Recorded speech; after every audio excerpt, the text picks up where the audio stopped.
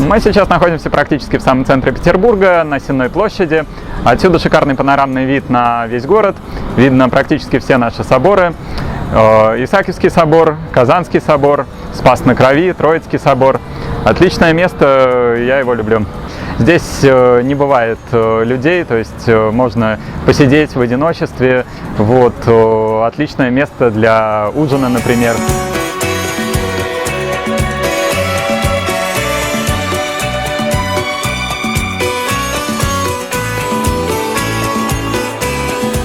Итак, мы находимся на самой высокой крыше в Адмиралтейском районе. Отсюда видно уже все наши храмы. Этот дом в народе называют дом-корабль, потому что можно представить, что мы находимся на носе корабля.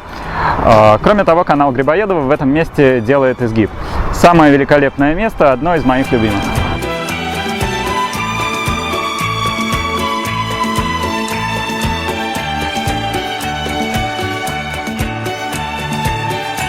Начинает темнеть, мы подходим все ближе и ближе к Исаакиевскому собору. Там уже видны вспышки, но мы не сдаемся, мы располагаемся на этой крышке и весело проводим время. Это самое замечательное времяпровождение в Санкт-Петербурге. Великолепно!